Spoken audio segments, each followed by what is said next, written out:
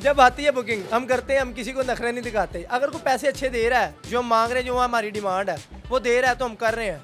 अच्छा यार बताना नजफ, कौन से पैकेजेस है आपके पास? ये अल्हम्दुलिल्लाह हमारे पास ये बकरे का भी है पैकेज, गाय का भी है, ऊँट का भी है। ठीक है, 25 किलो का बकरा जो है 1,10,000 में दे रहे हैं। और करके ज़िबा करके उसकी ज़िबा करवाई बीच में ही है। बड़े जानवर जो 3 मन का जानवर है ना, उसका 30,000 है। और जो 3 मन से थोड़ा ऊपर हो जाता है, जैसे कि 4 मन ही हो गया, उसका 40 हो जाएगा। बुकिंग कब से स्टार्ट हो जाती है? तकरीबन 1 महीना पहले हमारी तो शुरू है। अल्हम्दुलिल्लाह काफ़ी बुकिंग हो गई है। आपको पता है प्रोफेशनल बंदे के पास। बेहतर हो गया। नजफ ये बताना कि ऊँट का क्या सीन है? ऊँट का सीन यही है, अल्हम्दुलिल्लाह 3-4 ऊँट किए हुए हैं। ये जो मतलब मेरे जैसे लड़के नौजवान मतलब होते हैं नाड़ी हैं, और वो ऐसे देख के पकड़ लिया ईद से पहले ही, चोट लगवा ली, इनसे बचें।